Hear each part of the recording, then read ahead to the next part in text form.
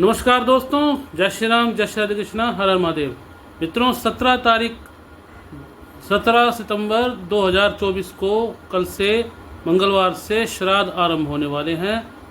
पहला श्राद्ध पूर्णिमा का होता है, जो महालय का श्राद्ध होता है, जिसमें नाना नानी का श्राद्ध निकाला जाता है, या जो आत्महत्या जो कर लेते हैं या फिर एक्सीडेंट में मर जाते हैं, उनका पूर्णिमा का श्राद्ध निकलता है।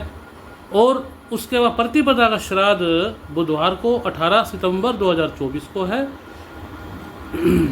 उसके बाद से पूर्णिमा के बाद में, यानी कि बुधवार से अगला महीना आरंभ हो जाएगा, जो आश्विन मास से हमारे कृष्ण पक्ष में श्राद्ध शुरू होते हैं। तो मित्रों, पूर्णिमा कब से शुरू होगी वो आपको बताते हैं। पूर्णिमा कल मंगलवार को जो आरंभ होगी वो इस दिन होगी 11:46 पर कल मंगलवार को पूर्णिमा आरंभ हो जाएगी, और वो अगले दिन 18 सितंबर 2024 को सुबह 8:05 तक पूर्णिमा रहेगी। तो मित्रों, प्रतिपदा का श्राद्ध 18 सितंबर को निकलेगा, और 17 सितंबर को यानी कि कल मंगलवार को पूर्णिमा का श्राद्ध निकलेगा। और मित्रों, आपको पितरों के निमित्त ये श्राद्ध निकाले जाते हैं। इनमें पूरी शुद्धताई से श्राद्ध निकालने चाहिए और धुले हुए वस्त्र धारण करने चाहिए। इन श्राद्ध पक्ष में एक क्या नहीं करना चाहिए वो आपको बताते हैं। नियम से रहना चाहिए। जिस दिन श्राद्ध आपके पितरों का हो उस दिन नियम से रहना चाहिए, संयम से रहना चाहिए। दूसरा, नया काम कुछ ना करें, कोई कपड़ा नहीं खरीदना, नया वाहन नहीं खरीदना, मकान आरंभ नहीं करना। तो इस तरह की जो चीज़ें हैं इनका ध्यान रखें मित्रों, और असत्य भाषण करने से बचें। इन श्राद्ध में विशेष तौर पर जो ये काम करना है कि शराब का, लहसुन प्याज का, इन तरह तामसिक भोजन का बिल्कुल त्याग करें। तो मित्रों, ये छोटी छोटी बातें जिनसे हमारे जो पितृ कुपित हो सकते हैं कि जो हम आप में से कोई शराब पिए या तामसिक भोजन करें, लहसुन प्याज को बिल्कुल एंट्री ना करें श्राद्ध में। और हो सके तो श्राद्ध पक्ष में गोमूत्र को गंगा जल में मिला करके, गोबर में मिला के, उनको एक पंचगव्य बना करके घर में उसका छिड़काव अवश्य करें। और मित्रों, एक विशेष रूप से एक बात बताएं कि गौ माता को ही रोटी दें। जर्सी दोगली नस्ल की गायों को उनको न दें, गायों की संख्या उनकी नहीं है। गौ माता की रोटी जो गौ माता को ही पहुंचनी चाहिए। पहचान आपको बता देते हैं कि पहचान कैसी है। गौ माता का जो आगे झालर होती है, जो माला की तरह बड़ी सुंदर खाल लटकी होती है। दूसरा, कुबड़ कपूद जिसको बोलते हैं गौ माता के, वो पीछे होता है। और उनका जो नितंब क्षेत्र माता का, गौ माता का, वो गोलाई में होता है, जबकि जर्सी या दोगली गौ माता का ऐसा नहीं होता।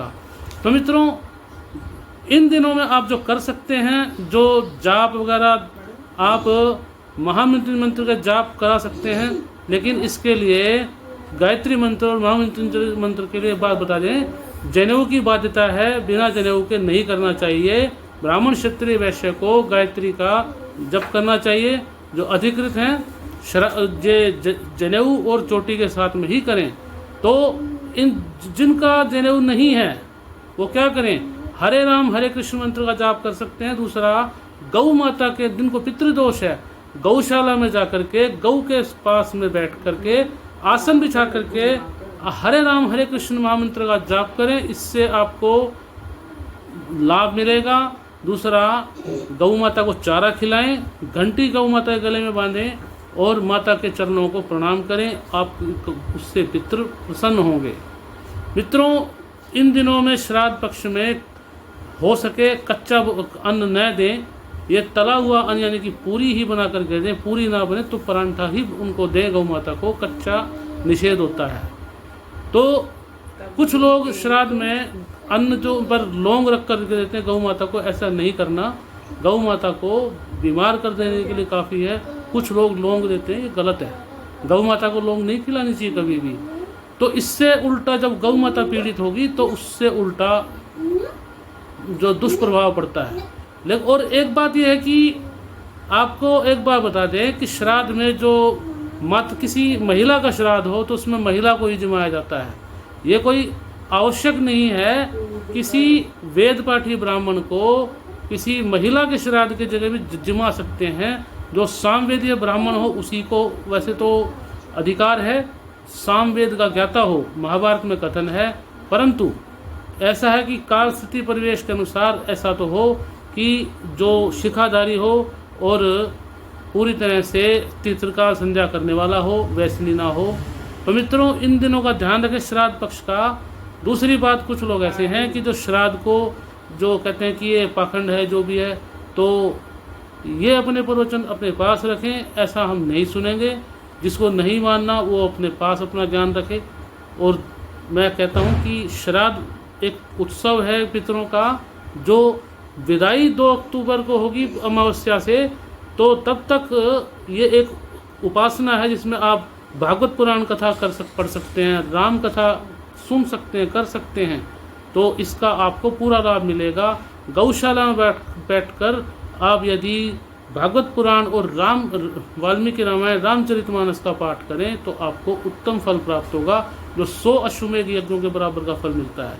तो मित्रों, जानकारी कैसी लगी इसके लिए आप कमेंट अवश्य करें और वीडियो को लाइक करें, शेयर करें। जय श्री राम।